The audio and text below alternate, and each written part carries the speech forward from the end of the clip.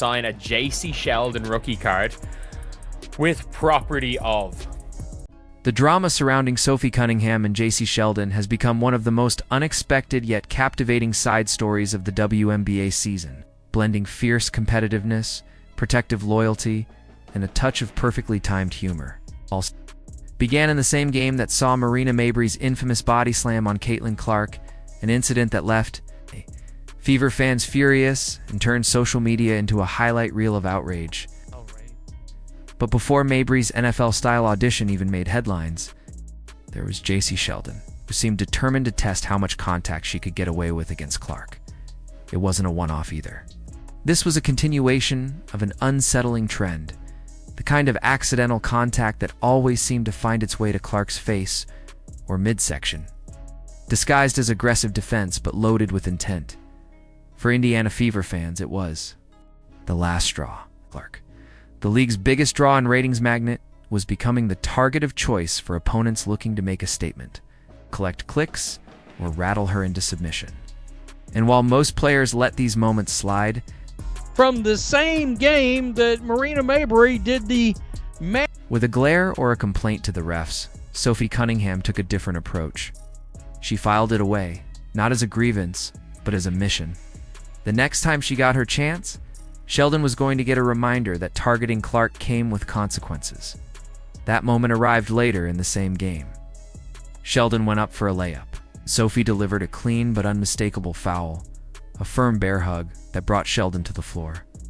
It wasn't reckless, it wasn't dangerous, but it was deliberate.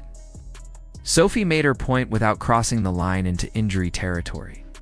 The message was clear.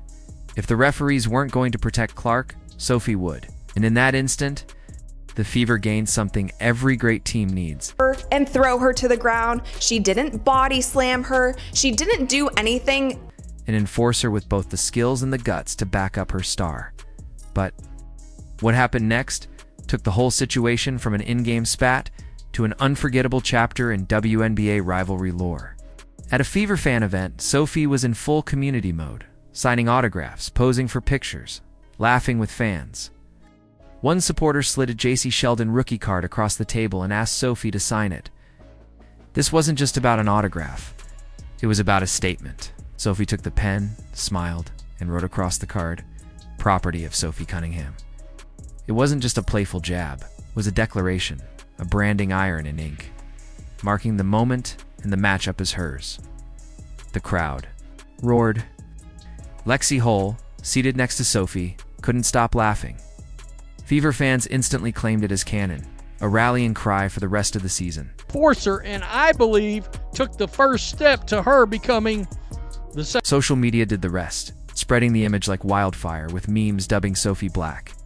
Belt Barbie, a nod to her martial arts background and her unapologetic mix of beauty, toughness, and swagger. It was part humor, part rivalry. In all culture building, the kind of moment that deepens the bond between a team and its fans.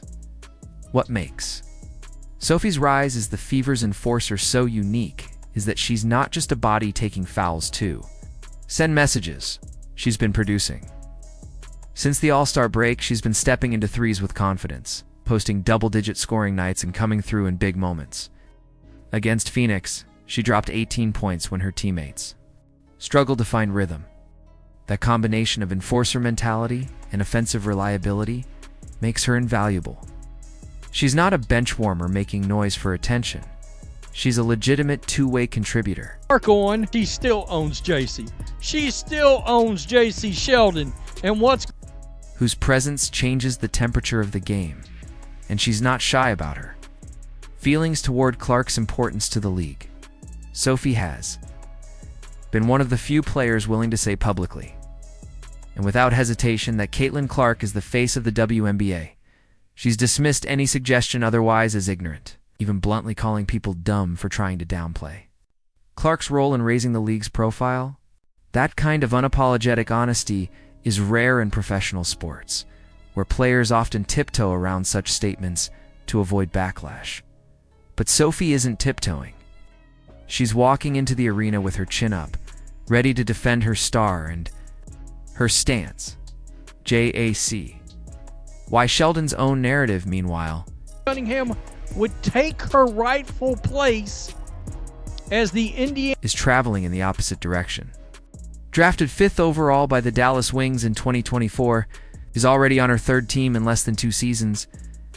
Her name is now more associated with cheap shots on Clark than with any breakout basketball performance. The June 17th flagrant foul, and the later uncalled knee to Clark's groin in July have cemented her as a villain for Fever fans. And Sophie's autograph only amplified that image.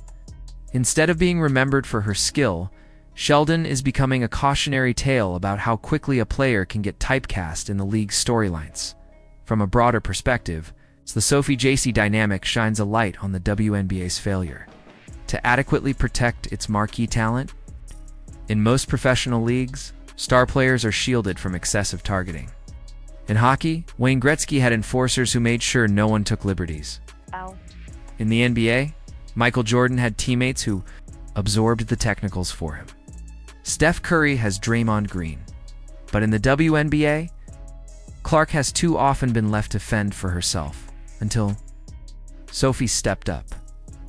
The beauty of Sophie's approach is that it's not just about brute force. It's about setting a tone when opponents know they'll be held accountable for targeting Clark. They think twice.